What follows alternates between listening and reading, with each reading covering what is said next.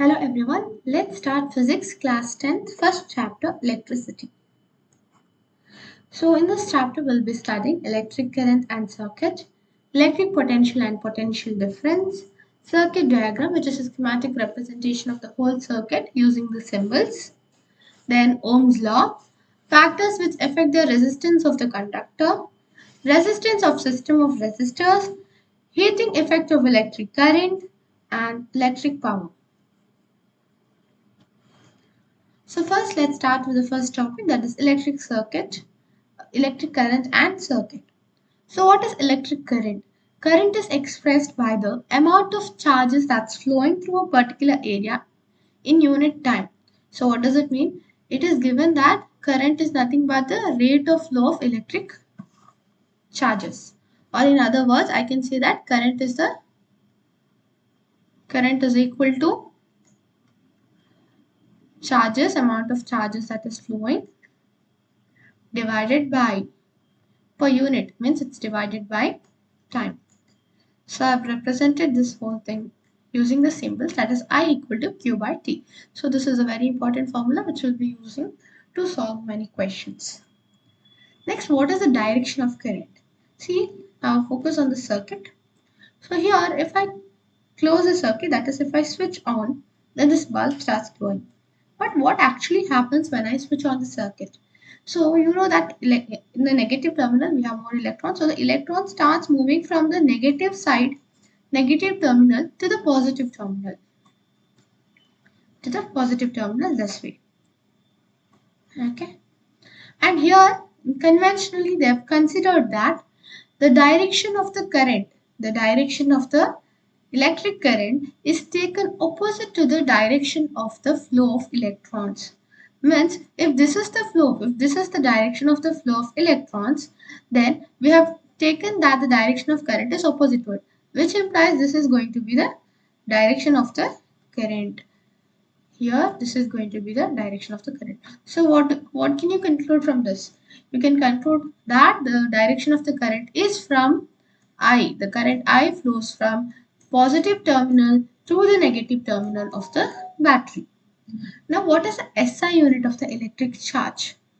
Electric charge, which we usually represent using Q. So the SI unit of electric charge is coulombs, which is represented or denoted by C. And what is the SI unit of electric current? Electric current we usually represent using the symbol I, and the SI unit is ampere, which we denote using capital letter A. Now what is 1 ampere? 1 ampere is constituted by the flow of 1 coulomb of charges per second. Means flow of 1 coulomb of charge in 1 second refers to 1 ampere. That is 1 ampere is equal to 1 coulomb by 1 second. So usually they ask the definition, define 1 ampere. That case you will be writing this definition. Now there are we also use some smaller quantities to represent current. For example, if you are given 0.001 ampere, instead of writing this, I can write it as 10 to the power minus 3 ampere, and this is nothing but is equal to 1 milliampere. Okay, so here you see that 1 milliampere is nothing but 10 to the power of minus 3 ampere, and the symbol of milliampere is small letter MA. Okay, 1 milliampere. Now if you have even smaller quantity of current, that is 0.00001 ampere. Instead of writing this, I can represent as 10 to the power of minus 6 ampere, and 10 to the power minus 6 ampere is equal to 1 microampere. So 1 microampere is equal to 10 to the power of minus 6 ampere, and the symbol of micro is mu. Okay, the symbol of micro is mu. So 1 mu ampere is nothing but 10 to the power of minus 6 amperes. Now let's solve a question. Okay, so first you have to write the given. Okay, whenever you solve the problem in your exams, you have to write the given. Instead of writing the sentence, you can write in a very short form, and it carries marks as well. So if you do not write it, there are even chances of losing marks. So current of 0.5 ampere. Should I strictly write whatever you understand from the question? They've given that the value of current is 0.5 ampere. Okay. Is drawn from a filament of an electric bulb for 10 minutes. Means they've given you the value of time. T is given as 10 minutes. Always keep the answers in or the values in the SI unit. For current it is in amperes, okay, but the time the SI unit is in seconds. So just write it in its SI unit, that is 10 into 60 seconds. So this is how you convert from minutes to seconds. Just multiply by 60. So that is equal to 600 seconds. Okay, you got the time. Now find the amount of electric charge that flows through the circuit. So they are asking me to find Q. Electric charge is Q. Current is I and time is T here. Okay. Now how can you solve this? We have already studied one formula. Just now we studied. We know that I is equal to Q by T. See, just now we studied. Here you can see the formula. Right? I equal to Q by T. So from this I can just take the T to the other side and I can write charge Q is nothing but current multiplied by time. So just use this. So what is the charge Q? Charge Q is equal to current I, that is 0.5, into time, that is 600. That is equal to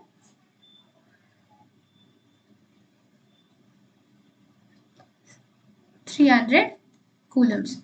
So this is the answer. Always the final answer needs to be in SI units. So here if you see coulomb, which is also in SI unit. So this is the right way of solving a question. Now the next topic, that is electric potential and potential difference. See, have you ever wondered what makes the electric charges flow in the circuit? How come the electric charges flow in a circuit? That flows only when there is difference of electric pressure in the circuit. So when there is a difference of electric pressure, then the electric charges flows from one terminal to the other terminal. Okay. So this difference of electric pressure is referred to as a potential difference. Now in a circuit, how can I get a potential difference? What generates this potential difference in a circuit? It is actually generated by batteries of cells. That is why in order to have this difference in electric potential, we use the batteries. So due to this difference, the electric charges flow and hence the current is generated. Okay. Now let's see the definition. So the definition of electric potential difference is between the 2 points in an electric circuit carrying some current as work done to move a unit charge from one point to another. So what is electric potential difference? It is a work done to move a unit charge from one point to another. Again, using this, what can you understand? From this sentence, you get that the potential difference, which I represent using V, is nothing but the work done to move a unit charge, means work done divided by charge. It will give you the work done to move a unit charge. So this is the formula. Again, I've used the symbol and I've written in a shorter form, that is V equal to W, where W stands for work done and Q, which stands for charge. V equal to W by Q, which is again an important formula which is very necessary for you to solve the coming problems. Now, SI unit of electric potential difference. Now, what is its SI unit? It is old. Now it is named after the scientist who discovered it, who was Alexander Holt. Okay. Now what is 1 volt? Again, it's very important because definitions do come from this topic. What is 1 volt? It is generated between 2 points of a current carrying generator where 1 joule of work is done in order to move 1 coulombs of charge from one point to the other. That's all, very simple. Here we have got a question. How much work is done? So I always write the given. So here they are asking how much work is done. It's W. You do not know. So it's question mark. In moving a charge of 2 coulombs, so they have given you the value of Q, which is 2 coulombs, across 2 points having a potential difference of 12 volt. So they have given you the value of V, which is 12 volt. Now again solve this problem. Just now we studied this formula. We know that V is equal to W by Q. Now we want to find the value of W. So what will I do is I'll just take Q to the other side. So this becomes W is equal to V into Q. So which is nothing but 12 into 2, which is equal to 24 joule. Okay, SI unit of work is joule. SI unit of work done is joule. Now let's move on to the next question. Name a device that helps to maintain a potential difference across a conductor. Just now we studied what is a device which generates the electric potential difference. It's either a battery or a cell. Or it's a cell or a battery. Both the answers are equally right. So now what is a battery? It is nothing but a combination of cells. Okay. If you just have one cell, we refer it to as a cell. And if you have many cells connected together, then we refer it to as a battery. Okay. Combination of cells. A combination of cells. Now let's move to the next question. How much energy is nothing but work only here, okay, is given to each coulomb of charge. Each coulomb, in the sense they are asking to find each coulomb, means for one coulomb. For one coulomb. So given energy is equal to work done is how much? Q value is 1 coulomb.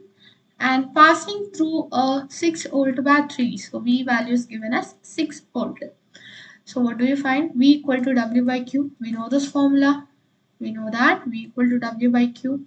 So this implies W is equal to V into Q, which is 6 into 1, which is equal to 6 joule. This is the energy. Always write the conclusion in sentence. Even that carries marks. Next thing is a circuit diagram. So what is a circuit diagram? A schematic diagram in which different components of the circuit are represented using their symbols. Okay, see here in see just yeah here if you see, I have represented the bulb using this symbol, battery using this symbol, and a switch using this symbol. Okay, so that is actually a circuit diagram. So now let's learn the symbol. So if you have an electric cell, means it's just one cell, how do you represent it? So here you just draw straight a long line along with a short line. Here the long line represents the positive terminal of the battery, while the shorter one represents the negative terminal of the battery. Of a cell. Now what is a battery? Battery I've already discussed. It is nothing but the combination of cells. Combination of cells. So how do I represent this? Means it is combination of more such units. So here I have one positive, negative. So it's not all about this. You have many positive and negative cells like this. So here this is the positive terminal and negative terminal. If you see, this is one cell, another cell, third cell, fourth cell. So basically this battery is composed of 4 cells. You can have 5 cells, you can even have 2 cells. Okay, it's of your wish. Now a plug key, a open one, means where your circuit is open. You just represent it with a bracket like this and no dot in it, means the circuit is open. Closed means it's switch on thing. Now here your circuit is switched off, that is switched on, that is the current is now flowing through the circuit. In the above example, the switch was in the off state, okay, or we refer it to as the open circuit. Next thing is the wire joint. So wire joint means if 2 wires are getting joined, then we just add them and just highlight them using a dot. Next, crossing of 2 wires without joining means the wires are not getting joined but they're crossing. Then this is the first wire. And if the second wire is not joining but it is passing over it, then you just show hump thing and you continue.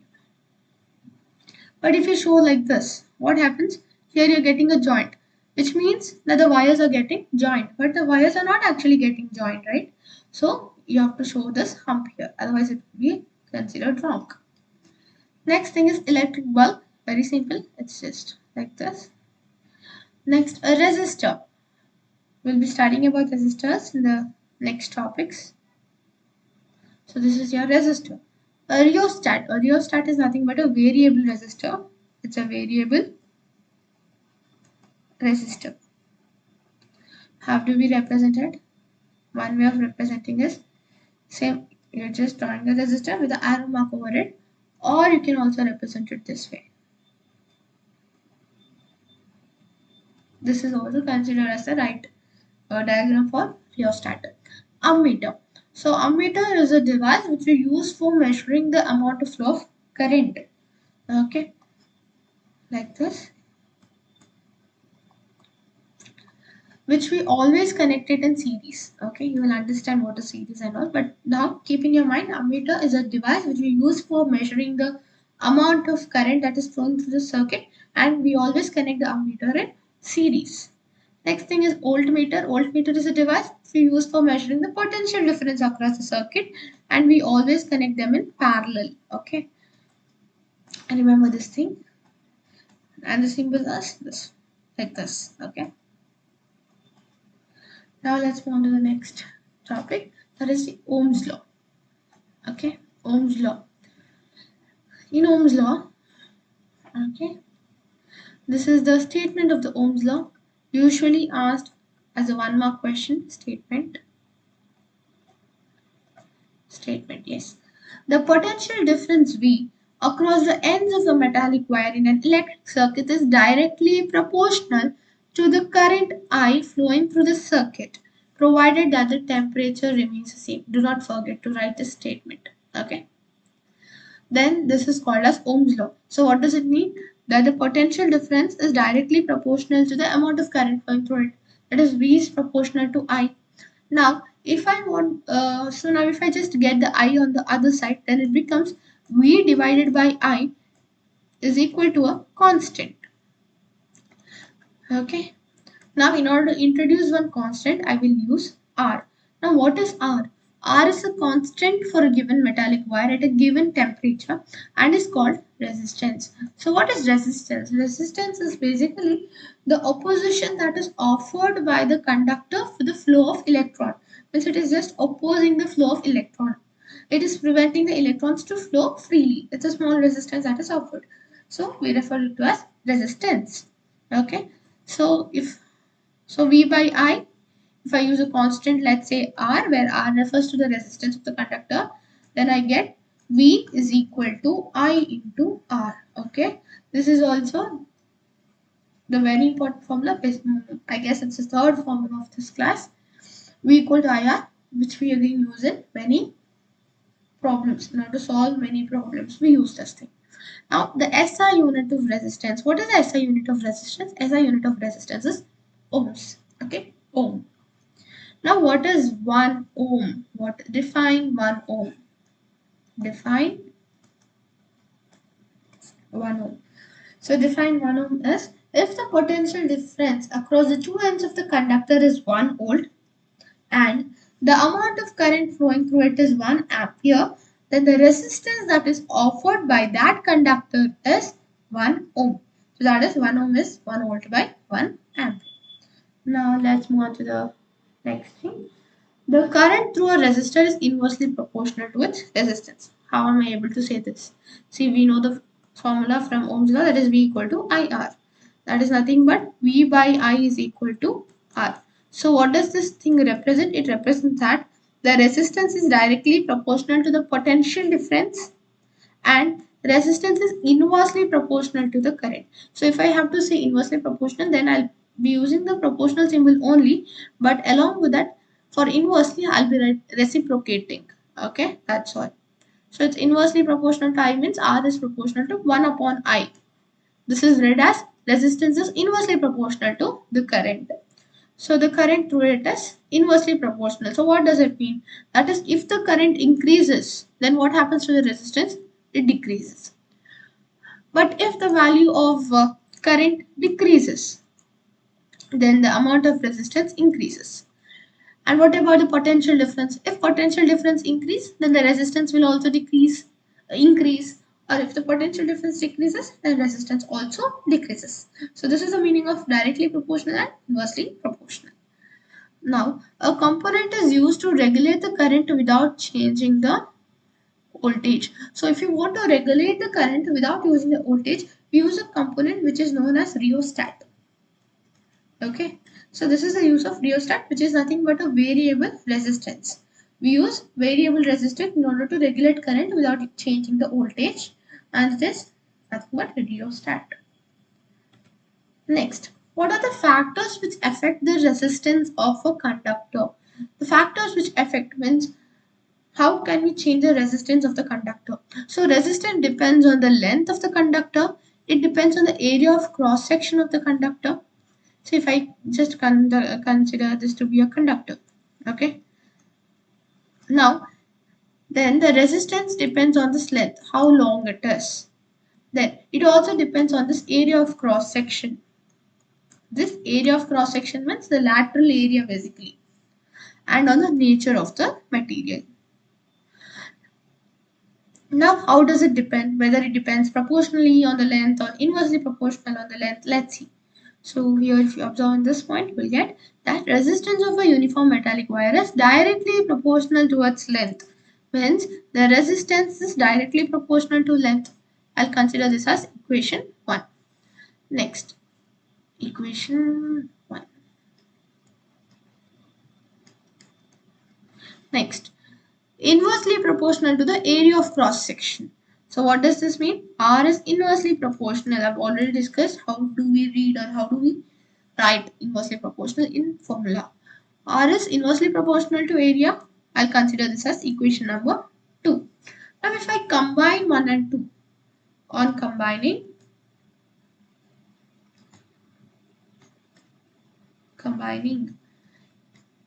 spelling is wrong, okay, equation 1 and 2. So what do you get? R is proportional to length and inversely proportional to area. That is R is proportional to L by A.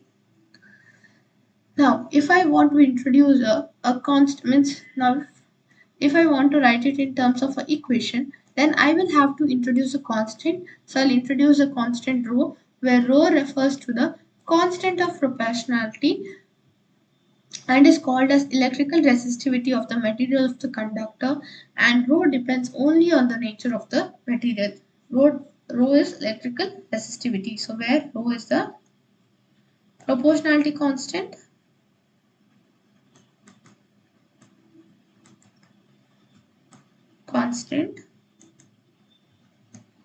and it depends only on the nature of the material, and we read this as electrical resistivity.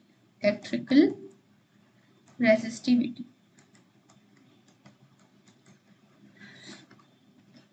Okay, now what is the SI unit of resistivity?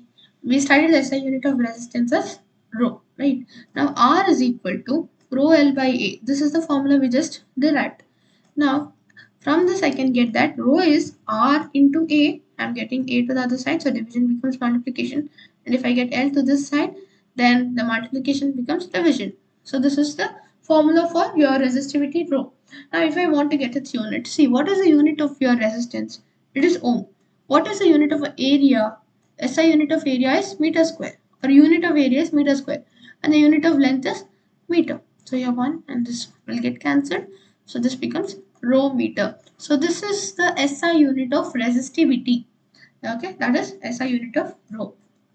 Now, insulators have very low resistivity, and the value of this resistivity is around 10 to the power minus 8 ohm meter to 10 to the power minus 6 ohm meter. So when the value, if you see here, the formulas are equal to rho L by A. Okay, so when the value of this is very small, then the resistance will also get very small. So that is why insulators have got,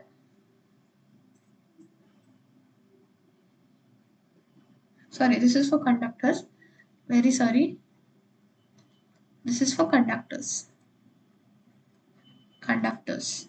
Okay, so conductors, they have got very low value of resistivity. So the value of the resistivity is very low, then the value of the resistance will also be very low. So when the value of resistance is very low, then the opposition offered to the flow of electrons will be less. So that implies more electrons can flow, means there is more current, means they are the good conductors, means it is basically metals. They have very low resistivity. As a result, they are good conductors. But what about insulators like rubber and glass? They have got the resistivity value of around 10 to the power 12 to 10 to the power 17. Think how large the value is. So from the formula R equal to rho L by A, if this value is very large, then what about the value of resistance? It will also increase rapidly. So resistance is very high, means the amount, means the electrons, it becomes very difficult for the electrons to flow through the conductor. Electrons cannot flow that easily through the through the insulator or through the materials like rubber and glass. So when it becomes very difficult for the electrons to flow, the current amount of flow of current becomes very less. So that is why insulators do not allow the current to flow that easily to it. It provides a great resistance to the flow of conductor. Now what about the resistivity of alloy? Alloy is basically mixing of one metal with other metal or metal with the another non-metal. It's a combination of a mixing of metal with a metal or metal with a non-metal. They have generally higher than that of its constituent materials or metals. As a result, alloys do not oxidize or burn readily at high temperature. Okay, here if we consider resistivity of alloy, it is higher than the metals. That means it gives little more resistance when compared to the conductors. Means there exists resistance in case of alloys. Means the alloys offer more resistance, means they get heated up, but in that case also they do not oxidize or burn themselves at high temperature. Due to this property, they are used in these ironing. They are used in iron boxes and all. We use alloys. Okay, we'll study this. I've given us a question in the next slide. Next, tungsten.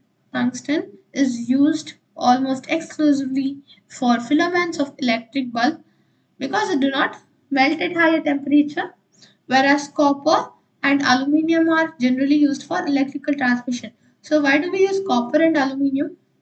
This is because they are the metals. They give low resistivity. The material has got low resistivity, means the resistance is low, means the current can flow very easily through it. That is the reason we use copper and aluminium. Now we have silver is also a good conductor. Silver also has very low value of resistance. Then why are we not using silver in place of copper wires? The factor that makes us use copper is the copper is available at a cheaper rate when we compare to the silver. Silver is very costly, so we cannot afford it, right? So that is why we use copper or aluminium based on the cost. Next, okay, we have got a question. How much current? Always write the given. How much current will an electric bulb? So I was asked. Draw from a 220 volt source. Voltage value is 220 volt. If the resistance of the bulb is 1200 ohm, the resistance is given as 1200 ohms. Okay. How much current will an electric heater? Okay. So this is a question A. Okay. A part of the question. They've given asked us to find the value of I, and they've given you the value of potential difference and the resistance. Now what do we know? We know that V is equal to IR. Where did you study this from? From Ohm's law, right? Now, they're asking us to find the value of I. So, I is nothing but V by R. So, that is V value is 220 divided by 1200. That is equal to 0.1833 amperes.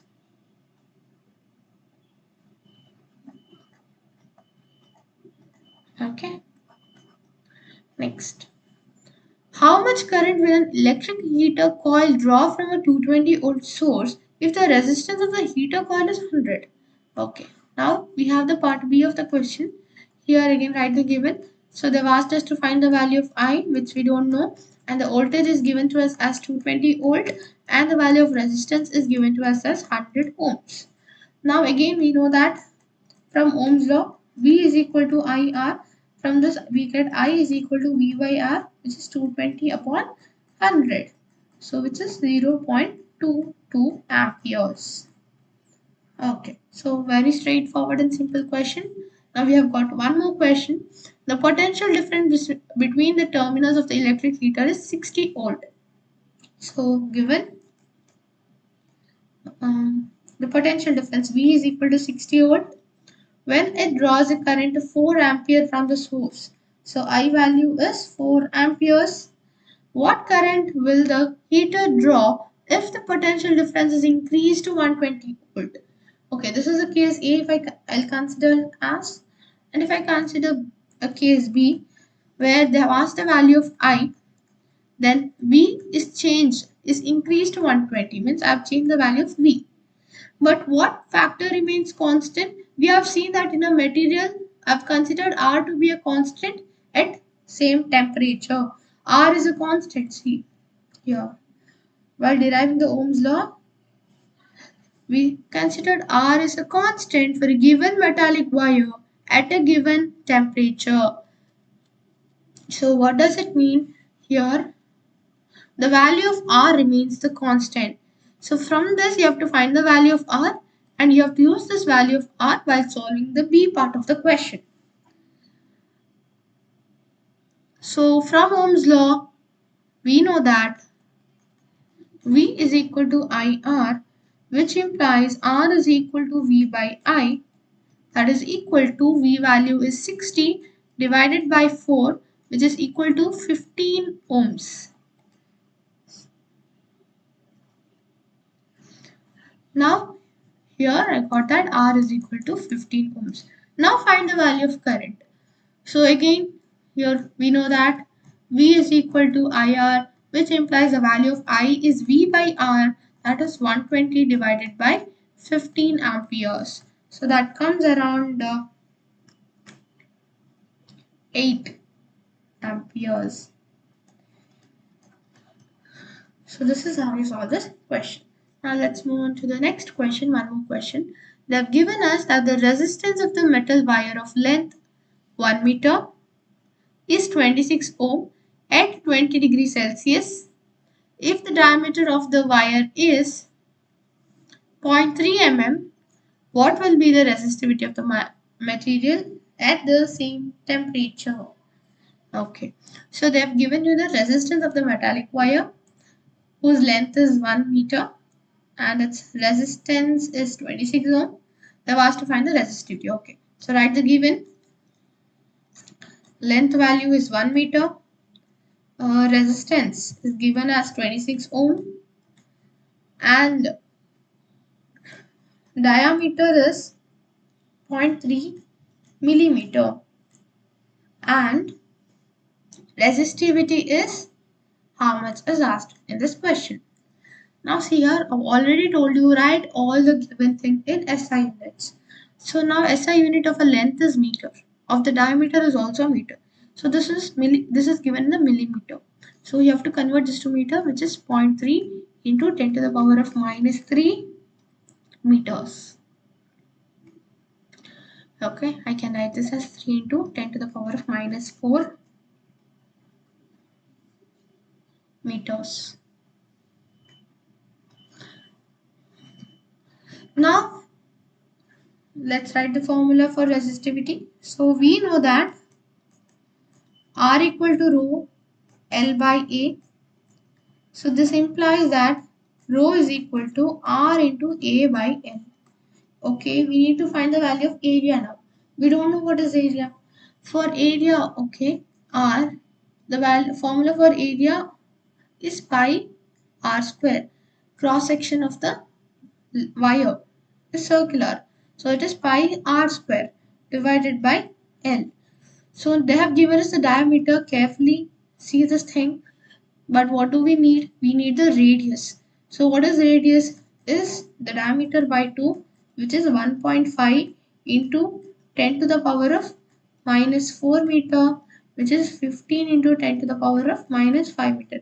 I usually avoid the decimals to make the calculations easier and to skip the minor mistakes that we usually do while calculating. Now, yes, the resistivity becomes R is 26. Pi value is 3.14 into R value is how much? 15 into 10 to the power minus 5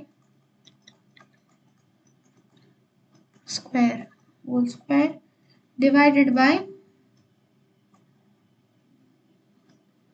length. So what's the value of length? 1 meter. Okay, that is simple.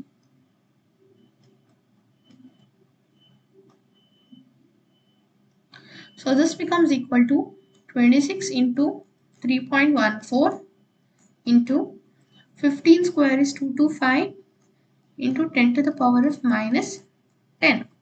So that is equal to 26 into 3.14 into 25.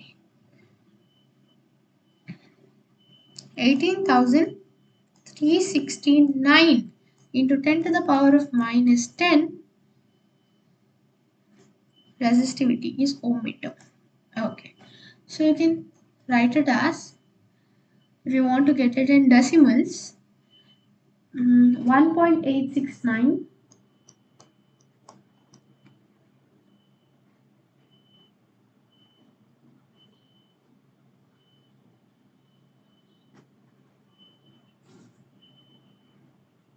sorry 8369, right, into 10 to the power of minus 6 ohm meter. So this is the answer. Now let's move on to the next question. A wire of given material having length L and area of cross section A has resistance 4 ohm. Okay, so we know that, first let's write the given. Yes, given this thing they have given us a value of length as 1 meter, area of cross section is A, and resistance is 4 ohm. R is equal to 4 ohms. What would be the resistance of another wire of the same material having length L by 1 by 2 or L by 2? Is it is 1 or L? It is L, sorry, it's L. L meters. Length is L, so this is L. This is L by 2. Okay. So this is the case A.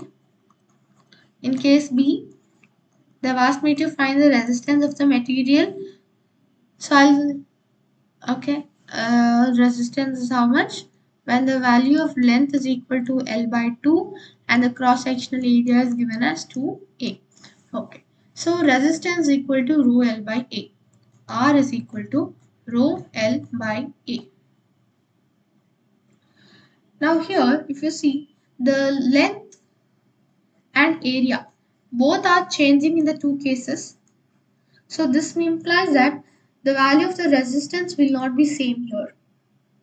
The resistance value will be same only when the length, the cross-sectional area and the temperature remain same. Here length and area both are changing, so resistance will also change in both the cases. Then what factor remains constant? Here resistivity remains constant. Why is that resistivity remains constant? The resistivity does not depend on the length or the area of cross-section of the material. It depends only on the nature of the material. So resistivity is how much? R into A by L. In this case, here what is the value of resistivity? This is equation 1.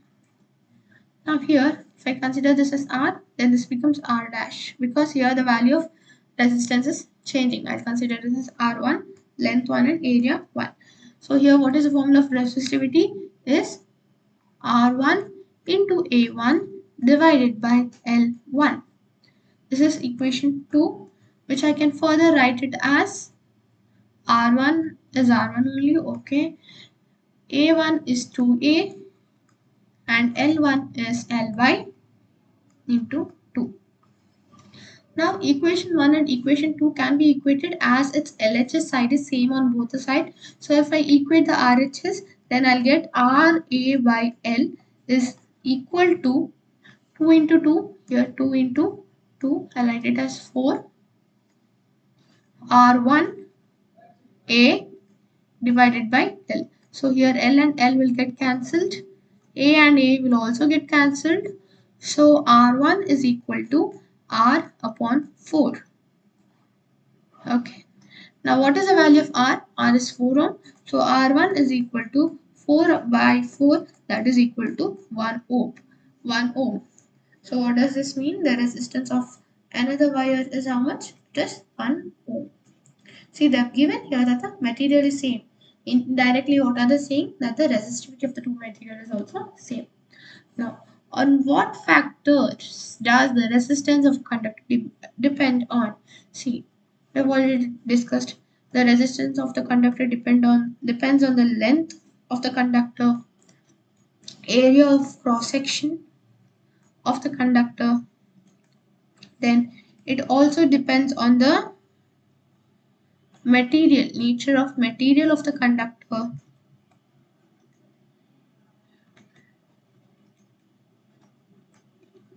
Of the conductor. Then it also depends on temperature. Okay, but these are the factors on which depends.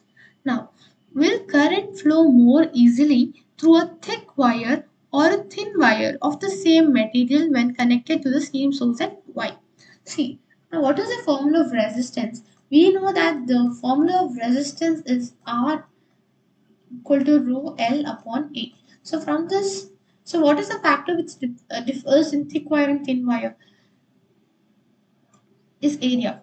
In thick wire, we have more area. In thin wire, we have lesser area. Now from this thing, what do you get? R is inversely proportional to area. So what does this mean? The resistance will increase if the area decreases, and the value of resistance will decrease if the value of the area increases. So now they are asking through which will the current flow more easily. So the current will flow in that wire where the resistance will be less. Resistance is basically the opposition. So wherever you will have less opposition, then the current will flow more easily. In which case will you have the resistance? In a case 1 or in the case 2?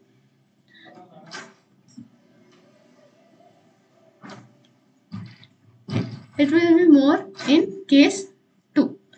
So that implies that the area must be more. In that case, you will have lesser resistance. So that shows that thick wire will offer less resistance. As a result, the current will flow more easily through it. This is the answer. I'm also giving you the reason why. Next, let the resistance of an electric component remain constant, while the potential difference across the two ends of each component decreases to half of its former value. What change will occur through the conductor? Okay. So we know that V is equal to I into R. R must remain constant. Okay. So what did they do is they change the value of V to half of it. So that implies V is divided by 2, and the value of current will now change because the resistance will now change. Let me say to I1. Okay, and R, or let me explain in a better manner. See, in the first case, I'll consider that V is equal to IR. Okay, and in the second case, again V is equal to IR, but the values are getting changed, so I'll make it V1, I1, and R1. So let the resistance of the electric component remain constant. So resistance is getting constant in the sense R1 must be equal to R because the value is not changing. So then this formula becomes V1 is equal to I1 into R. While the potential difference across the two ends of the component decreases to half of its former value. Means V1 is nothing but half of the former one, means the earlier one. Earlier case is this one. This is the first case and this is the second case I'm discussing about. So V1 is getting reduced to half. So V1 becomes V by 2. So this becomes V by 2. Sorry, I1 into R. So they are asking what is the value of I1. I1 is V by R by 2, which I can also write as V by R into half, right? And what was the initial value? The initial value of current I was V by R. So what can you observe from the case 1 and case 2? So in the case 2, you can see that The I1 value is nothing but half of initial current. So what is V by R? V by R is nothing but your value I divided by 2. So what change will occur in the current thread? It will get halved. It will get halved. Next question. Why are coils of electric toasters and electric irons made of an alloy rather than a pure metal? We already studied that the resistivity of alloys is greater than the resistivity of metals. Alloy is nothing but the combination of a metal with another metal. So what does this imply? This implies that the resistance of the alloy is greater than the resistance of the metal. So when it offers higher resistance, then what happens? It will produce more heat, and the alloys do not even oxidize or burn at higher temperatures or melt at higher temperatures. So that is why we prefer the usage of alloys in the coils of electric toasters and electric irons. Here the detailed answer is given to you because they offer higher resistance. The same thing. Next topic is the resistance of a system of resistors. So if I have more than one resistors, I can connect them in various ways. One is I can connect them in series. So this is how we do it. So one end is connected to the other, and similarly one end of the resistor is connected to another end of the resistor. This is referred to as a series combination of the resistor. One more way how I can connect this resistors is in a parallel combination. So how does it actually look? So this is your parallel combination. So here if you observe, all the ends of a resistor is connected to the same point. If you see, one end of resistor 1, R1 is connected to this end. Even R2 is also connected to the same end, and R3's end is also connected to the same end. And even on the other side. So this type of connection is referred to as the parallel connection of resistors. But in series, they are not having a common end. So that is the difference. So an electric circuit in which three resistors having resistance R1, R2, R3 are joined end to end. So here the resistors are said to be connected in series. So this is how the series combination of the resistor looks like. Now let us consider resistor R1, R2 and R3 and let the current flowing through this whole circuit be I. Okay. Now ammeter is a device which is used to measure the amount of current flow through the whole circuit. The total potential be V. This is the key. Now V1, V2, V3 is the potential difference across each resistor. And I've already discussed you that ammeter is connected in series, means it is connected along with it. But the voltmeter is connected in parallel. Now see here, the same end. Similarly, it is connected parallelly across the resistor R2, parallelly across the resistor R3. I discussed this topic during the circuit diagram. Okay. Now, let us consider V1 is a potential difference across R1, V2 across R2, and V3 across R3.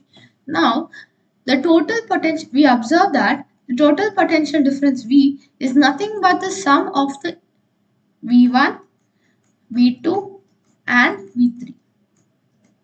Okay. Now, if I apply Ohm's law for individual resistors, that is, if I apply the Ohm's law for this, then I get, now from Ohm's law, what do we know? V equal to IR. Now, what is the current flowing through this? The current flowing through this resistor is I. So, what does it become? The potential difference is V1. That is equal to the current flowing through it is I. And what is the resistance? R1. So, this is for the resistance R1. The Ohm's law is this one. Now if I consider R2, again the current I only completely passes through R1 and again it enters R2. Then the current still remains I2, but the potential difference has got changed. Now if I apply Ohm's law to this thing, it becomes V2 is equal to I into R2. Now if I apply the potential difference to the third resistor, then again V3 is equal to I into R3, because again the same amount of current flows through this resistor also. So current will not get deferred or will not same amount of current will flow through each resistor. Now if I write this thing here, it becomes V1 in place of V1 I'll write IR1, V2 IR2, and in place of V3 I'll write IR3. Now if I apply Ohm's law across this, now if I represent this whole circuit in this way, okay, this is the R series, means the combination of all these resistors value I'll consider it as RS. Then R series, here I've got a ammeter, I've got a battery here of value V, a plug key, and this is it. So I have to find what is the value of RS so that I can replace this whole combination in this way. For that, what will be the value of Ohm's law in this case? For RS, V is equal to, the current flowing is again I, but the value of the resistance is now RS. Now if I use this value here, it becomes I into RS. Now if I take I common from all of them, R1 plus R2 plus R3. Now here I and I will get cancelled such that you will get R series is equal to R1 plus R2 plus R3. That is, so this is again one more important equation which can be used to solve many problems, and the problems do come from these equations, formulas. So that it just means that in place of R1, R2 and R3, you can just replace it with a resistor of the resistance value that is equal to sum of the individual value of those resistances or resistors. So this RS value is nothing but it must be equal to R1 plus R2 and R3. So now let's solve few questions based on this topic. Now see, an electric lamp whose resistance is 20 ohm. Okay, so the lamp, its resistance is actually 20 ohm. Okay, if I consider this as R1, let me consider this as R2, the lamp one as R2. So let us write the given thing here. R2 is equal to how much? 20 ohm. Next, and a conductor of 4 ohm, that is R1 is equal to how much? 4 ohm. Are connected to a 6 volt battery. So voltage is given to me as 6 volt. Calculate A, the total resistance of the circuit. So what is the total resistance? We have already seen, now it is connected in series. So when it is connected in series, the total resistance is nothing but the sum of each resistor's value, resistance value. So it becomes equal to R1 plus R2. So that is equal to 20 plus 4, that is equal to 24 ohms. So first part of the question is solved. Now let's move on to the second part of the question, B part. The current through the circuit. Now I can just write this whole circuit as a resistor with a value of 24 ohms, battery of 6 volt, and an ammeter, and a plug key, and this is the current. Now in this case, what do you observe? In the case B, you get that the value of V is 6 volt, the value of resistance is 24 ohms, and they are asking me the value of current I. So again, from Ohm's law, we know that from Ohm's law, V is equal to IR. So what is the value of I? Is V by R, that is 6 by 24, that is 1 by 4.25 amperes. So this is the current that is flowing through the whole circuit. Okay. Now, the C part of the question. In the C part, what are they asking? The potential difference across electric lamp and the conductor. Okay. So we have to find the individual potential difference. Say let's across this one, I'll consider it as V1. And across this one, I'll consider as V2. Now, see the current flowing through this is 0.25 ampere. And I know the value of R1 is 4 ohm. So V1 I can easily find out. So for conductor, what did I assume? V1 is equal to I into R1. The value of current is the same. So then V1 is equal to I1 is 1 by 4 and R1 is 4, that is equal to 1 volt. Now next thing is for lamp. Here also whatever the current flows through R1, the same current will flow, that is the whole 0.25 ampere will flow through the R2 also. Then in that case the value of V2 is equal to the whole current I into the resistance of that lamp R2. So that is equal to 1 by 4 into the value of the resistance of the lamp is 20, this 5 volt.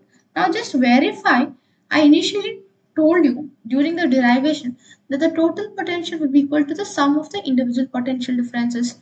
So let's see if V is equal to V1 plus V2 here. So what is V? It is 6 volt. Okay. What is V1 plus V2? 1 volt plus 5 volt, which is 6 volt. So this shows that we have solved the question correctly.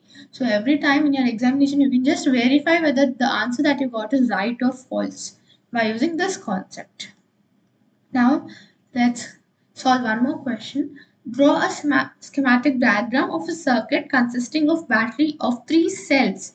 3 cells means 1, 2, 3. So this is what they asked us to write. So in that, few of them will get confused. How many cells should I use in a battery? So this is 3 cells. If you add one more, then your whole question will go wrong. Of 2 volt each. So if I use, this is of 2 volt, this is of 2 volt, and this is of 2 volt. And if you add this up, how much does it become? It becomes a cell battery, a cell of 6 volt. But you cannot write like this. Okay. Write 6 volt here. Each a 5 ohm resistor, 8 ohm resistor, 12 ohm resistor. So let me say this as R1, R2, R3. A plug key. Okay, they've asked us to draw plug key. All connected in series. Okay, that's very direct actually. So first let me draw the battery with 3 cells. One is done. Second one is also done. Third one is also done. And the value is 6 volt. Fine. And 3 resistors I have to draw. R1, 5 ohm is done. Next R2, 8 ohm is done. Third resistor is R3, 12 ohm. This is also done. Next you have to draw a plug key. That's all. Plug key. Yes, so this is your answer. Very simple, right? Yeah. Now redraw the circuit of previous question, putting in an ammeter to measure the current through the resistor and an voltmeter to, you have to add an ammeter, you have to add a voltmeter to measure the potential difference across 12 ohm. Okay, you have to draw voltmeter across 12 ohm. What would be the reading in ammeter and voltmeter? Okay, so let me redraw. It's 5, 8, 12. Okay, 5, 8, 12. And this is of 6 volt, and I had a. Now they asked us to add an ammeter. So let me add the ammeter. Okay, and this is 5 ohm, this is of 8 ohm, and this is of 12 ohm. They asked me to introduce the voltmeter across 12 ohms. Parallelly, you're going to connect across 12 ohm. So let me say this value is V1. Okay. A random assumption. You can also assume as V3 or you can also assume as V dash according to your comfort. Now we have to find the reading in ammeter. So let me first go with the ammeter. So what will be the R series value or R total of this? That will be equal to R1 plus R2 plus R3 as it is all connected in series. So that becomes equal to 5 plus 8 plus 12 ohms, which is 25 ohms. Am I right? 5, 8, 12. Yes, it's 25 ohms. Now, what is the value of the voltage? It's 6 volt. So from this, can you find out the reading of ammeter? So reading of ammeter is nothing but the value of the current. Ammeter is equal to the value of the current, that is equal to, we know V is equal to IR. Then what will be the value of I? V by R. So V value is 6 divided by 25. Can stop at this point only, which is 6 upon 25 amperes. Now they are asking what would be the reading in the ammeter and the voltmeter. Okay, voltmeter, ammeter we have found this value. Now let's go solve for voltmeter value across 12 ohm. Now let the potential difference be V1 across 12 ohm. The amount of current flowing through the whole circuit is how much? 6 upon 25 amperes. Now that flows through R1, it flows through R2, and it also flows through the 12 ohm resistor also. So the current across 12 ohm resistor is nothing but 6 upon 25 amperes. Now, reading of voltmeter.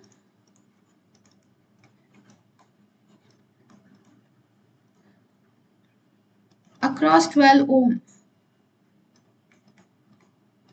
resistor is equal to how much? V is equal to IR, so it is equal to I into R.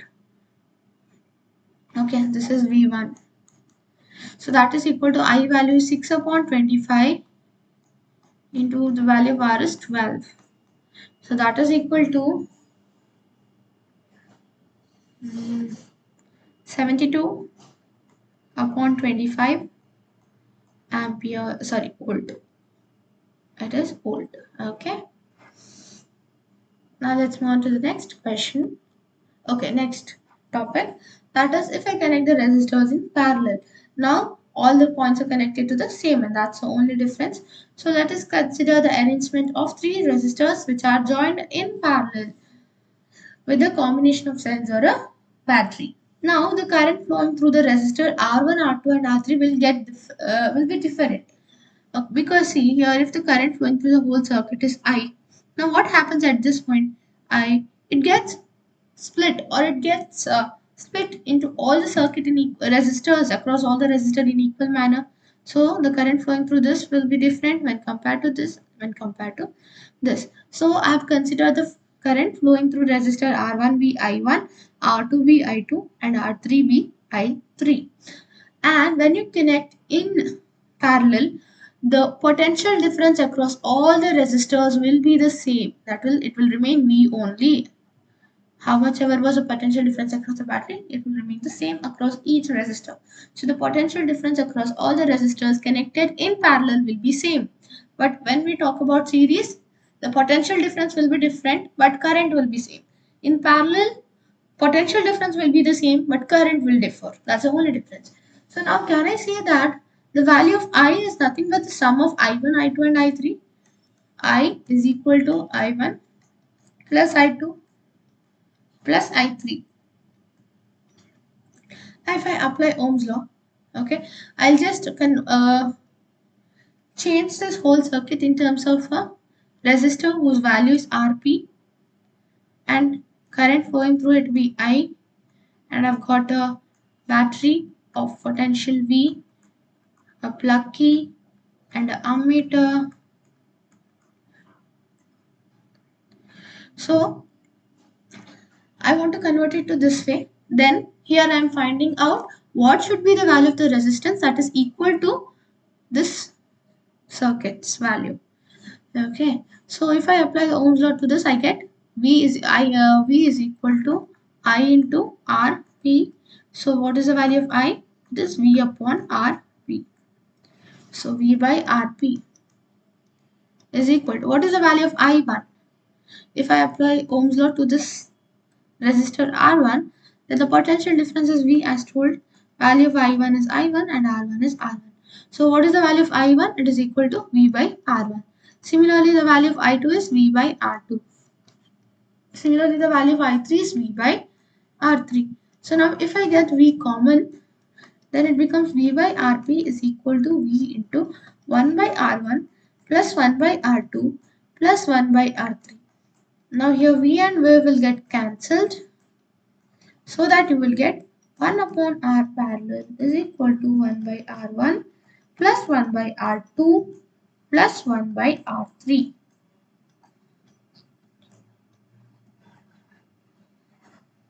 Okay. This is the formula. Again, an important one which you can use for solving many questions.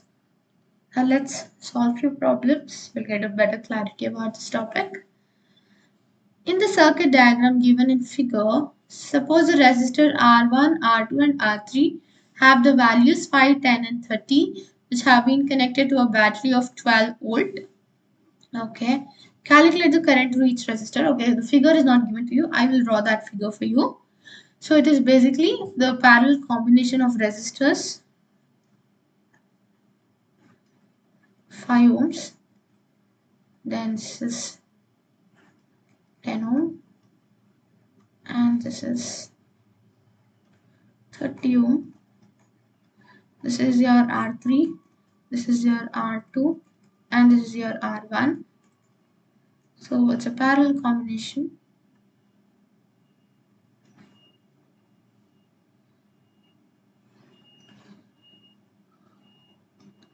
And the value of the battery is 12 volt. So this is the diagram. Okay, fine. The current through each resistor, they are asking the value of current through each resistor. Okay, so now we already discussed the potential difference across all of them will remain same. So what will be the value of the potential difference across this? It will remain V, that is it is equal to how much? 12 volt. And let the value of the current be I1 here, I2 through R2, and I3 be R3. So if I apply Ohm's law to the individual question, then that becomes V is equal to I1 into R1. So which implies I1 is equal to V upon R1, 12 upon 5 amperes. Now what is the value of I2? Similarly, it's V by R2, which is 12 upon 10 amperes. And I3 is equal to V by R3, which is equal to 12 upon 30 amperes. This is the party. Okay. Next, the total current in the circuit. Total current you can find in two ways. So the first one, it is nothing but the sum of the individual current I1 plus I2 plus I3. So that is equal to 12 by 5 plus 12 by 10 plus 12 by 30. So the common LCM is going to be 30. So 6, 12, 72 plus 12, 336 plus 12 upon 30. Okay, so 6, 10, 10, 11, 12 by 30. So that is equal to 4 amperes. One more way is you have to find the effective resistance of this whole circuit. So that is effective resistance of this whole circuit is 1 upon Rp, that is equal to 1 by 5 plus 1 by R2, that is 1 by 10 plus 1 by R3, that is 1 by 30. So that becomes equal to 6 plus 3 plus 1 divided by 30. So that is 6, 3 is 10, 1 by 3. So this implies the value of Rp is how much? 3 ohms. So this is the effective resistance of the whole circuit. Now if I use V is equal to IR formula, I'll get the value of this whole current. So this implies I is equal to 12 upon Rp is 3, which is again equal to 4 ampere. Okay, so we're getting the same value. Whichever you find easier, you can go by that method. Next, the total circuit resistance. Directly we found it. The total circuit resistance is 3 ohm. So this is your B and this is your C part of the question. Now the next question.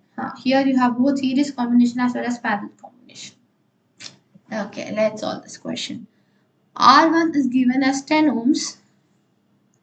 10 ohms. R2 is 40 ohms. R3 is 30 ohms. And R4 is 20 ohms.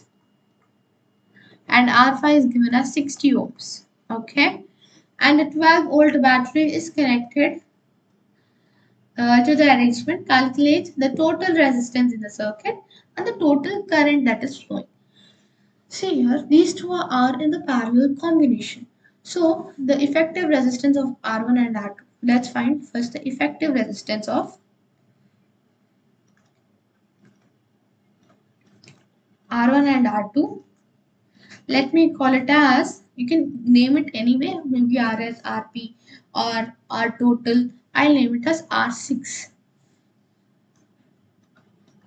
So what is the value of R6? See, R1 and R2 are connected in parallel. So in that case, it becomes 1 upon R6 is equal to 1 upon R1 plus 1 upon R2. Okay, so what is 1 upon R1? 1 by 10. 1 upon R2 is 1 by 40. So that is equal to 4 plus 1 by 40. It's 1 by 8. So R2 is equal to, sorry, not R2, it is R6. R6 is equal to 8 ohms. Okay. So in place of writing these two, okay, this whole thing, I can just write it as one resistor of value 8 ohm. Okay. Now effective resistance of R3, R4, R5, I'll consider it as R7, which is effective resistance of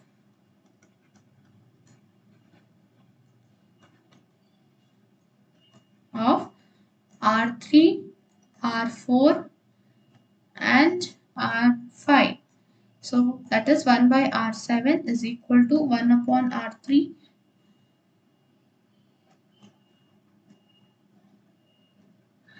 plus 1 upon R4 plus 1 upon R5. So that is equal to 1 by 30 plus 1 by 20 plus 1 by 60, which is equal to, now the common LCM here is 60, right? So that is 2 plus 3 plus 1 by 60, which is equal to 1 by 10. So the value of R7 is equal to 10 ohms. Okay. So now these R3, R4, R5, I can just simply replace it like this. A value, how much? 10 ohm. Now see, I'll just redraw this whole circuit for you, because few of them might not understand if you continue with the same circuit. Now the circuit becomes something like this.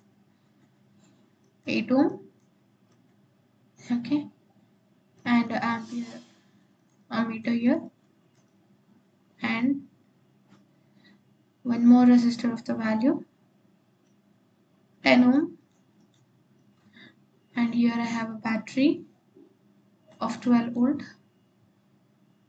Okay, now if you observe here, if the current I flows through it, it will flow through 8 ohm resistor, it will flow through the ammeter, and then it will flow through the whole wire, and the same current will flow through R1. So whatever the current flows through 8 ohm resistor, the same current will flow through this 10 ohm resistor. So this implies here 8 ohm and 10 ohm, these two are in series. So just I can replace this and write it as R total is nothing but 8 plus 10, that is equal to 18 ohms. So this is the effective resistance. So now we got the value of total resistance, which is nothing but 18 ohms. Okay, it's 18 ohms. Now the total current flowing. So the circuit is now, I can again redraw it as a battery of 12 volt and a resistor of 18 ohms and a ammeter, which is used for measuring the amount of current that is flowing. So if this is I, if I apply ohms, I get V is equal to I into R. So I value is V divided by R is 18. Just simplify. 6 2s are 6 3s are, which is 1.5 amperes. That's all. So what's the current flowing through the circuit? 1.5 ampere. Option, sorry, question. Be part of the question. So this is how you can solve this question. Very straightforward and easy, right? Okay, so a few more questions on this. You will be able to understand the topic easily. Okay, yes. Now the next thing is the disadvantages of the series combination. See, in the house and all, if you observe, we have parallel combination in house, not series. So why are we not opting series? So the first point is, if any one of the object breaks down, then the whole circuit breaks down. Whereas in parallel combination, all objects continue working normally. See, for example, I'll explain it with a circuit diagram. You will understand better here. So I'll consider there are two resistors here, okay? Now, in this case, the current I is flowing through this and again through this part. But assume that there is some default in this particular resistor that it stops working. It stops working. So when it stops working, what happens? Here you have battery. When it stops working, what happens? The circuit becomes open here and you have a resistor I. Now the current I came till this point, but here now it is not able to pass. So can current jump to this point? No. So the current now will not pass to this point. So this circuit will now stop working. Okay. So that is why in household, see when you if any one fan in your room is not working, in any one fan of your room in your house is not working, will all the other device stop working? No, because we have parallel combination. It is not series. In series, if one of your fans stop working, then all other electrical gadgets will stop working because nothing else will get the current. But what happens if in parallel combination? In parallel combination, the resistors are connected parallelly like this, right? Now, assume that this first one will now stop working here. This one will stop working. So when this stops working, here you will get an open circuit. Here you will get an open circuit. So now the current here, which comes to this point, will not go through this point. But the current which is passing through the other two will go normally. It will not get affected. So in house we prefer the parallel combination. The other devices keep working normally. Okay.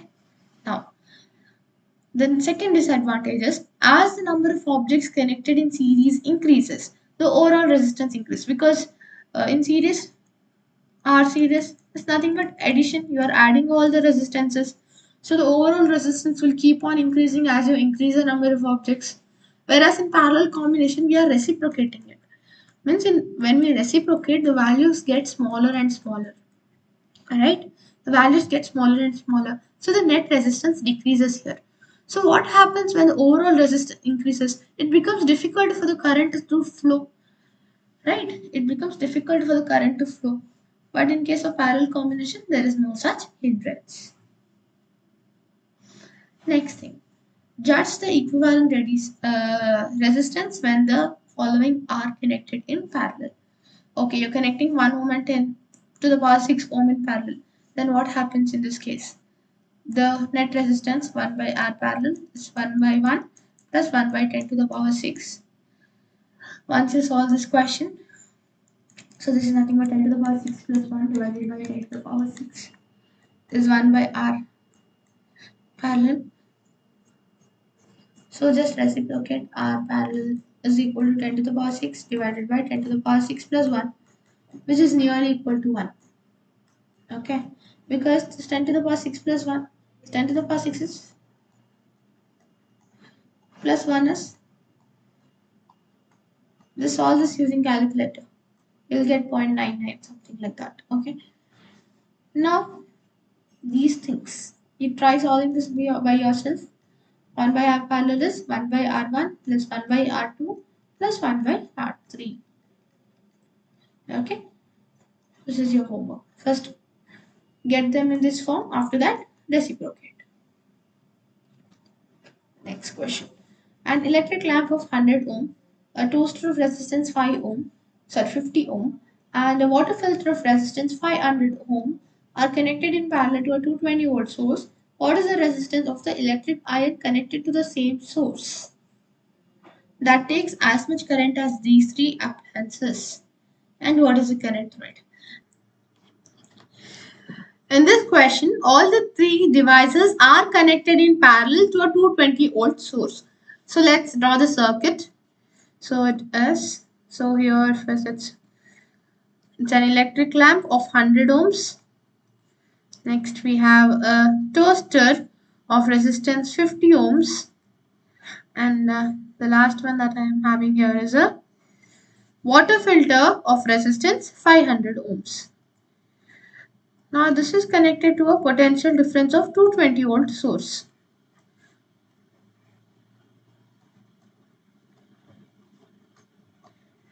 Now, next part of the question says, what is the resistance of an electric iron connected to the same source? Same source means of a 220 volt source. So it's a different case. So that is, let me consider the first one as case A and the second one as case B. So in case B, I have an electric iron and its resistance is not known to us. So I'll consider its resistance as R, and it's connected to a potential difference of 220 volt. So I know the potential difference here, that is 220 volt. That takes as much current as all the three appliances. So if I consider the current through this circuit is I, then in case B, the current is the same. Means even this is I. So what can you observe from these two cases? The potential difference is same and the current is also same. So if I consider V equal to IR formula, V is same, I is same, then what must be R? R must also be same. So here the net resistance is what is the value of the resistance of the electric iron.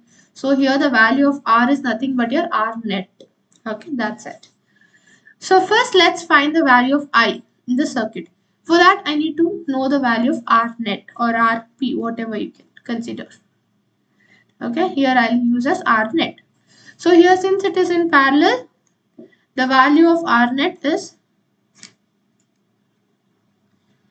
1 upon R net is equal to 1 upon R1 plus 1 upon R2 plus 1 upon R3, that is 500. So that is equal to, so you have to find the LCM. LCM is 500. So that is 5 plus 10 plus 1 divided by, divided by 500. So R net is equal to, you have to reciprocate. So that becomes 500 divided by 16. So this is the value of your R net. Okay, so from this you can find the value of I. Since you know the Ohm's law, which says V is equal to IR, so just substitute the value and find the value of current. That is I is equal to V by R. So what is the value of V? V is 220 volt divided by the value of R is R net. Okay, that is 500 into 16. So this is the value of your current. So just simplify this by solving it further. Okay, so here what is the current through it? So it is I, that is 220 into 16 divided by 500. And what is the resistance? The value of the resistance is 500 by 16. Just simplify this, that's it.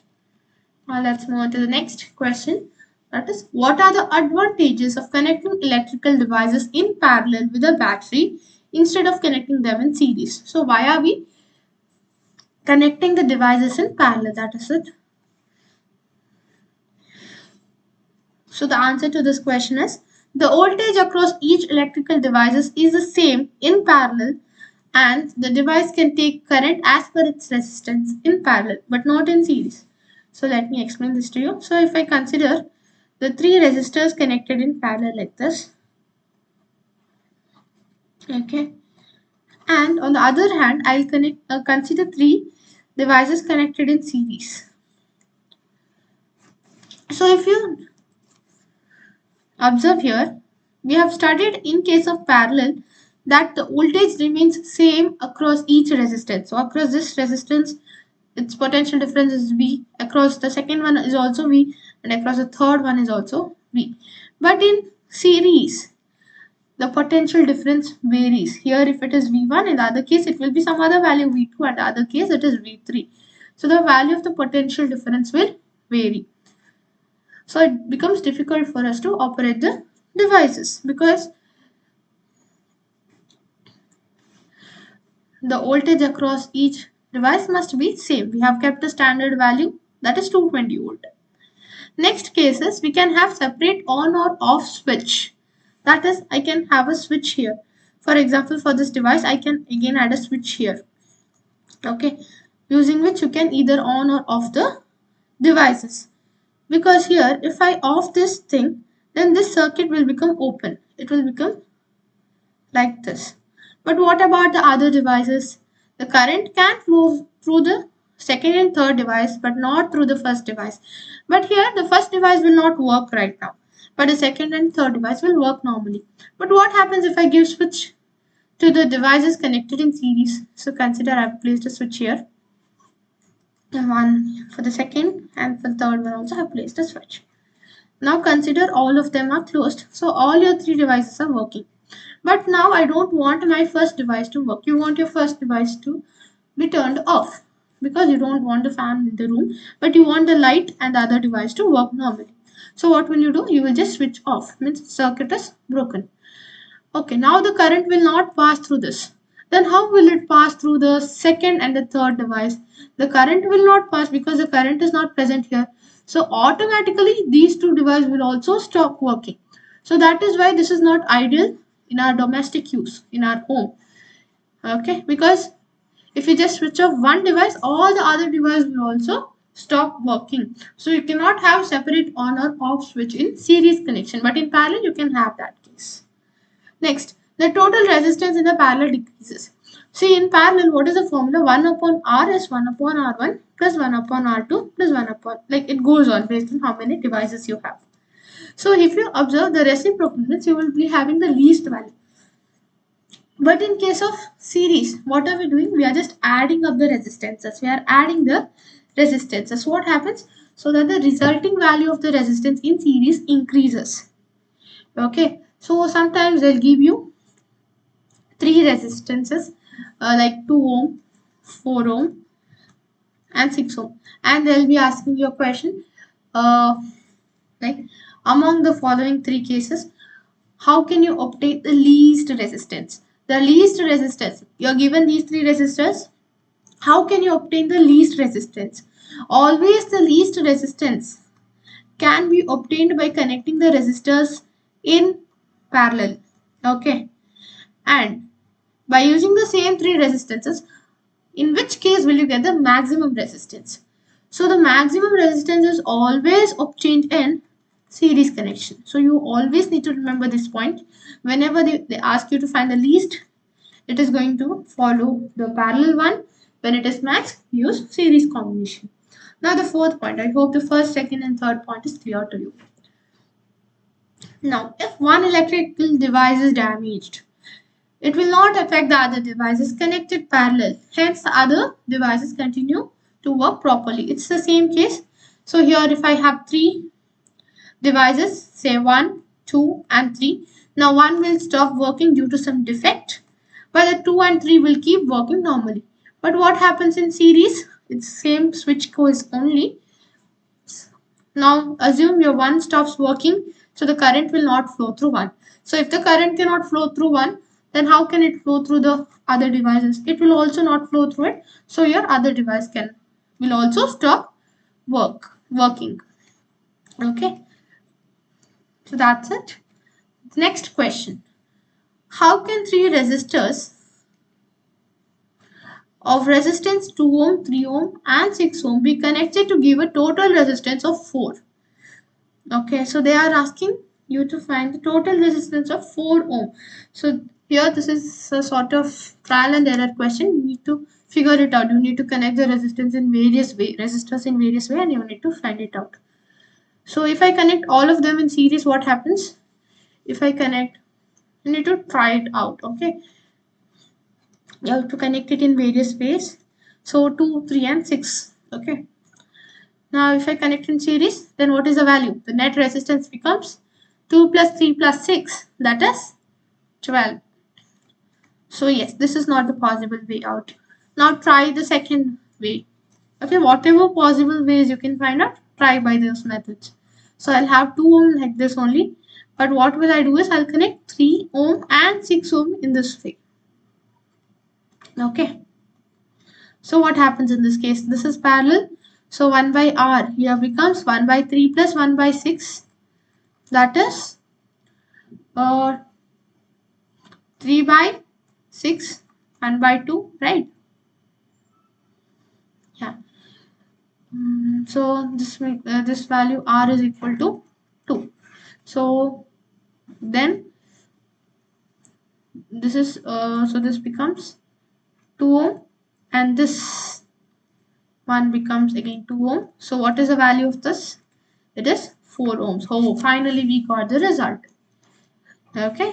So then this is the proper connection for the question A part of the question. Now let's try for the B part. Okay. So for the B part, what will I do is I'll connect all of them in parallel, because here 1 is the smallest value among all these things. So it's the least resistance. I am hoping it to be the least resistance. So if it's the least resistance, then you have to try for parallel. I'm just trying. I'm not confirm about it. If not, we'll go for some other connection methods.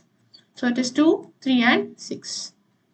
So 1 by R becomes 1 by 2 plus 1 by 3 plus 1 by 6, that is equal to 3 plus 2 plus 1 divided by 6. Am I right? Yeah. That is equal to 6 by 6, which is equal to 1. So what's the value of R? 1 ohm. Okay. Successfully, this is the right circuit connection for this thing. Okay. If not, you have to go for other ways. Okay. Here I got quickly. Otherwise, you need to try with other methods. Now let's move on to the next question. What is the highest and the lowest total resistance that can be secured by the combination of 4 coils of resistance, 4, 8, 12 and 24 ohm. So whenever it's the highest, it is going to be about the series. And whenever it is of the lowest, it is parallel. Okay.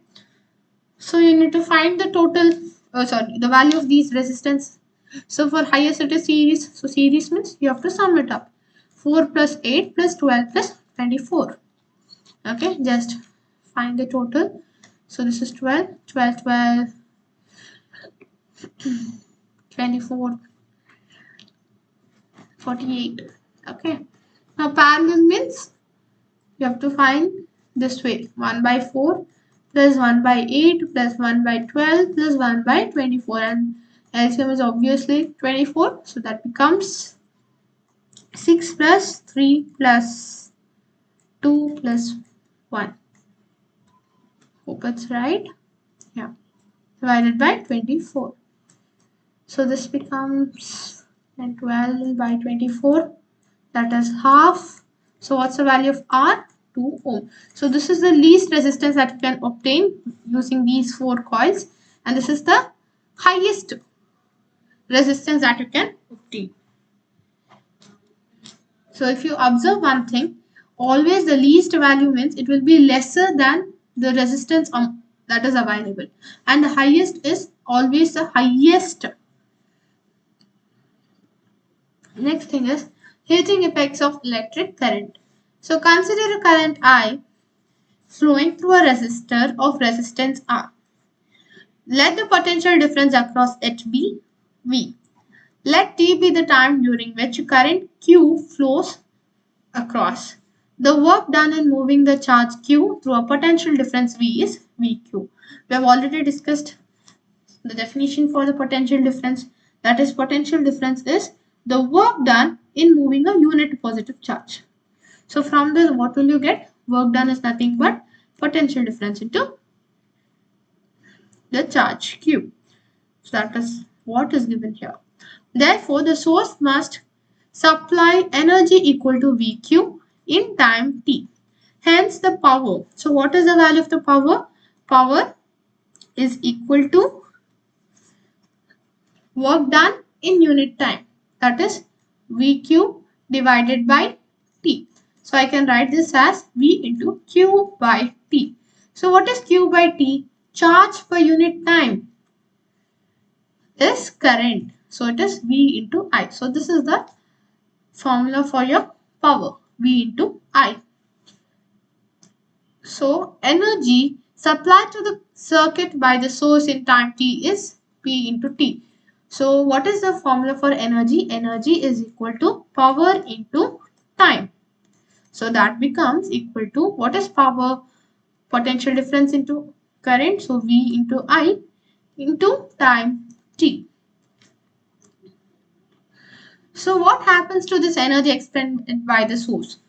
Okay, I got the value of the energy. That is VIT. But what happens to this energy? this energy is dissipated out from the resistor in the form of heat. So this is nothing but the heat energy that is liberated from the conductor.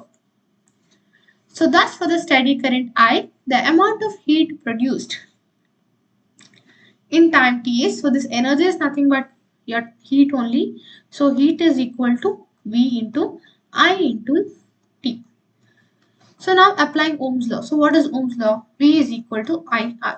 So if I apply this in this formula, so if I consider this as one equation 1, so applying this is on equation 1, so in place of V, I'll just write what? IR. So H is equal to IR into IT. So I into I becomes I square RT. So this is the formula for your heat energy. So VIT is also the right formula and this is also the right formula, I square RT. So what did I get? I got that heat H is equal to I square RT. Okay. Now from this, what can you observe? That your heat is actually directly proportional to square of current, square of the current that is flowing through the circuit, and heat is proportional to the resistor, or the resistance is proportional to the resistance. So from this, what can you say? More the resistance, more the heat, and lesser the resistance, less is the heat liberated. Next, heat is proportional to time. So t, small letter t, so it is your time. Okay, and this heating effect of electric current is also referred to as your Joule's law of heating. Okay, Joule's law of heating.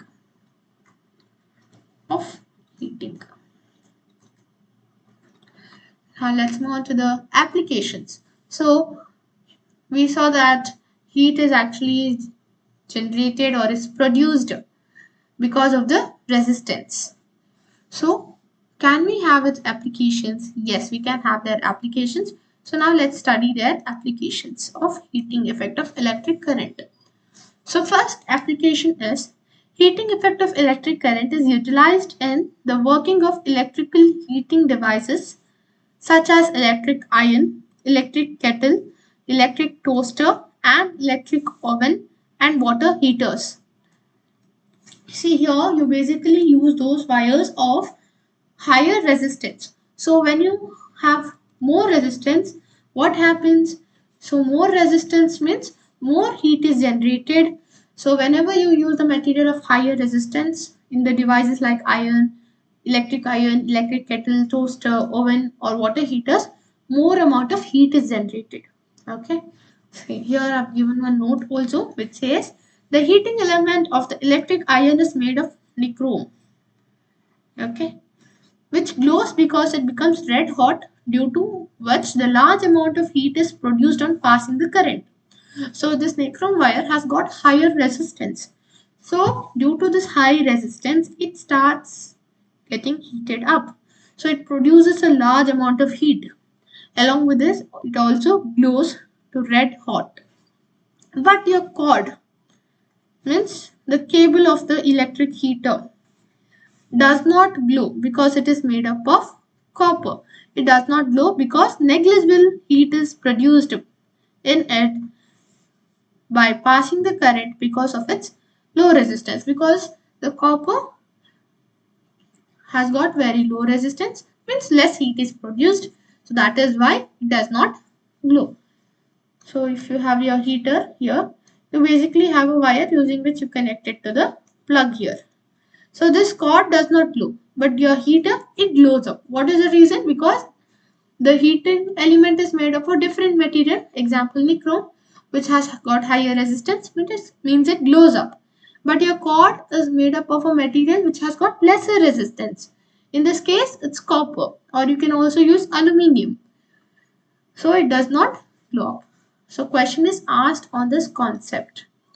So next is the heating effect of electric current is utilized in electric bulbs for producing light, because in electric bulb we use a material which has got higher resistance like tungsten, not only higher resistance, it also must have higher melting point.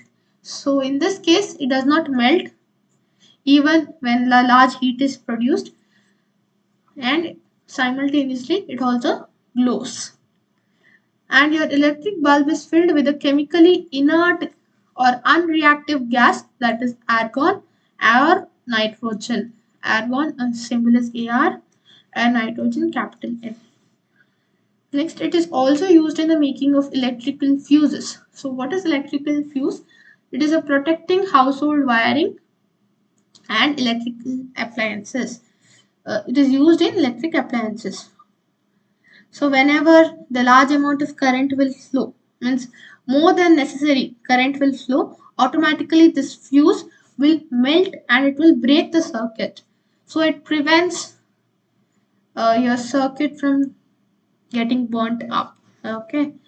So this electrical fuse has got less melting, not less melting point, I would say, a specified value. If the current raises that value, then it will melt. Okay. Next, an electric ion. Also, it's a question. An electric ion consumes energy at a rate of 840 watt when heating is at maximum rate, and 360 watt when heating is at the minimum. The voltage is 220 volt. What are the current and resistance in the each case? Let's write the given. In given, they have given us energy at a rate, means they have given us the value of E by T. What is E by T? E by T is nothing but power, because power is equal to what? Energy into time. Energy is equal to power into time. Energy is equal to power into time. So energy by time is power. So what they have given us? They have given us the value of power is 840 watt in case A, that is when heating is at its maximum, and in the case B, when heating is at its minimum, then it is 360 watt. Okay. Now the voltage is 220 volt in both the cases.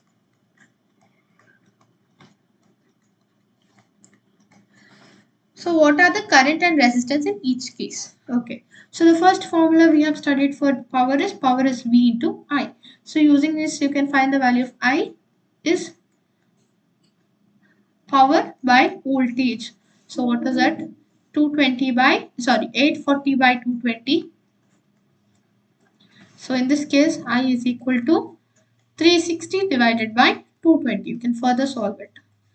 So next is resistance. So we know V is equal to IR. Now I know the value of I know the value of V. Easily you can find the value of R is V by I. So V is how much? 220 divided by I is 840 into 220. Here also R is equal to 220 divided by 360 into 220. I have just squared it. So just simplify it, solve it further, and always write the answer in the simplified form. Otherwise, you will lose marks for that also. And yes, do not forget to write the units. So it is ampere here for current, and for resistance it's ohm, and for power it is watt. For voltage it is volt. Next question.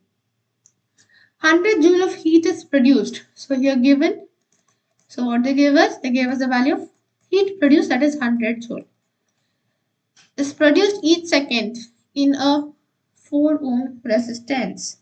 So time they have given to us as 1 second. In a 4 ohm resistance, the value of the resistance is 4 ohm. Find the potential difference across the resistor. So they was asked us to find the value of V. Now what do I know? H is equal to V into I into T. I know this formula.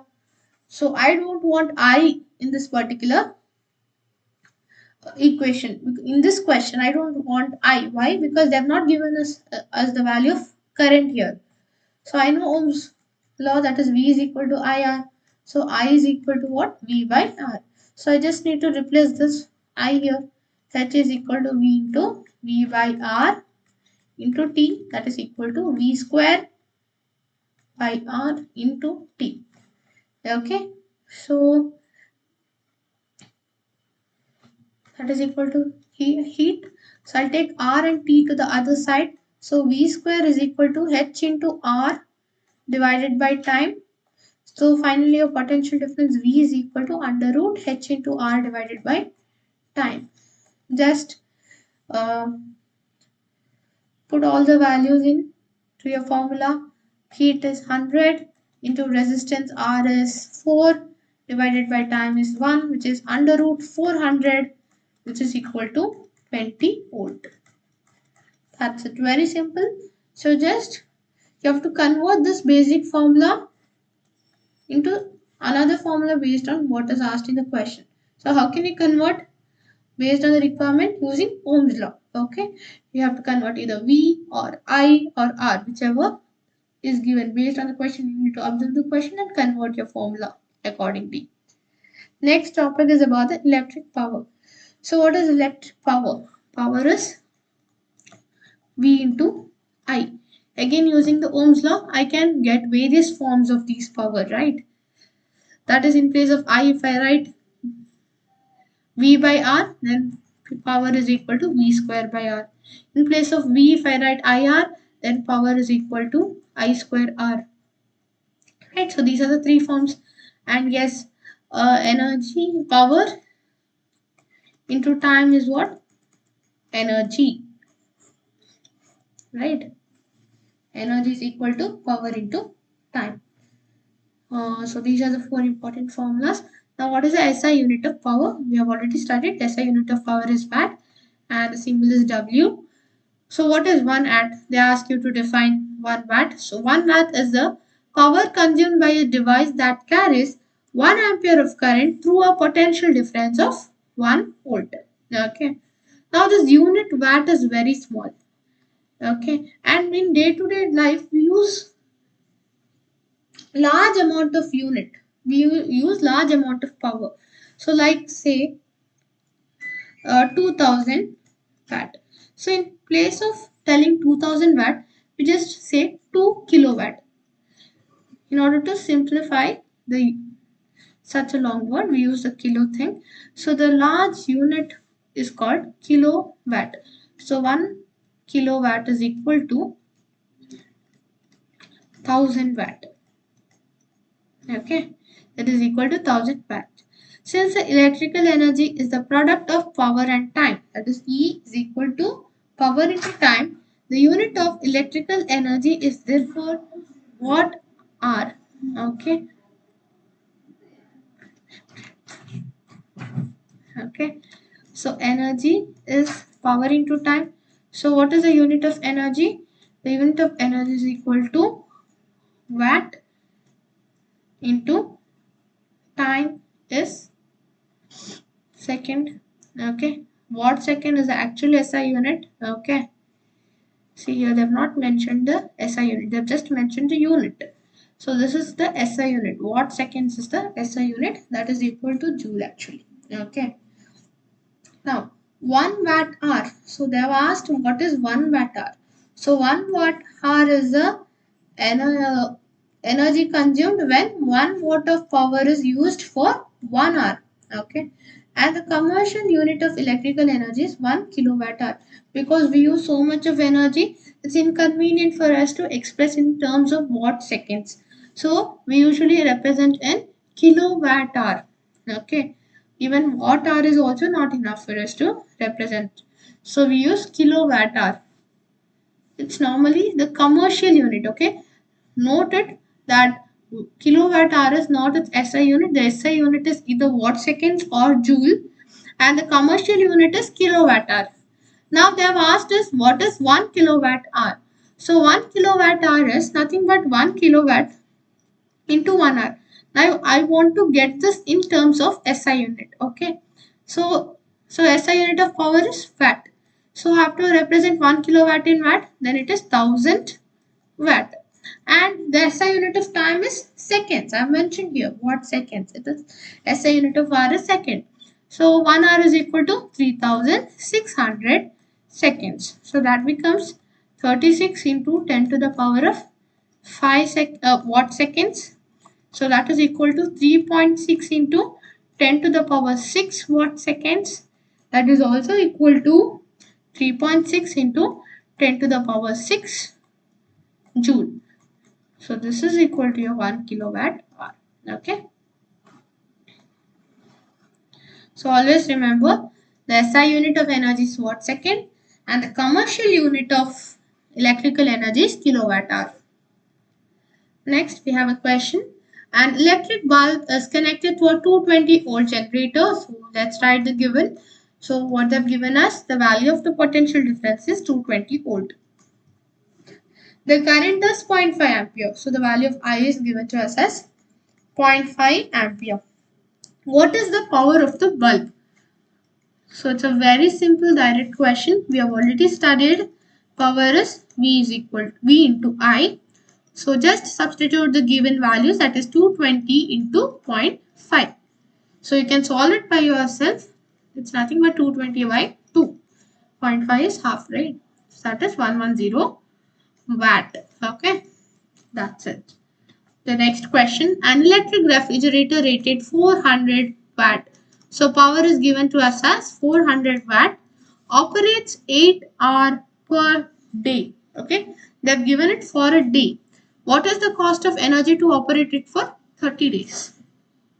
Let's first find it for one day. What is the energy used? So energy per day. Okay, we have to find it out. First, let me find energy per day. For that, the time is given to us as 80 hours per day. So 8 hours. So for one day I'm calculating the energy. So the time is 8 hours. For one day it is 8 hours. So 8 into 3600 seconds. Always write in SI units. So what is the cost? Okay. For 1 kilowatt hour it is 3. Okay, they've given it in hour. Okay, then it's better for me to write it in hour only. So let me keep the question in hour only since they've asked in hour. And here it is kilowatt. So it's better for me to write this in kilowatt. So it is 0.4 watt. Okay. So you might have the confusion. How did I write it as 0.4? Okay. See, 1 kilowatt is how much? 1000 watt. Right. So what is 400 watt? Just cross multiply here. So it becomes 400 watt into 1 kilowatt divided by 1000 watt. So here watt and watt will get cancelled and it is 4 by 10 kilowatt. So that is equal to 0.4 kilowatt. So here just dividing by 1000. So to just divide this by 1000, that's it. Okay. So first let me find the energy for one day. So what's the energy per day? Energy is nothing but power into time. So that is 0.4 kilowatt into 8 kilowatt hour. So that is 8 into 0.4 is 3.2 kilowatt hour per day. So cost for one day. Cost for one day is equal to how much? For 1 kilowatt hour it is 3. For 3.2 kilowatt hour it becomes 3.2 into 3. So that is equal to 9.6 rupees. Okay. For one day. Now they have asked the cost for 30 days. So the cost for 30 days is equal to rupees 9.6 into 30. So that is equal to 3 6 are 18, 3 9s are 27. Rupees 288. Okay, rupees 288. And yes, oh, we have still more questions. What determines the rate at which energy is delivered by a current? Rate at which energy is delivered by current. So, rate at which energy is delivered.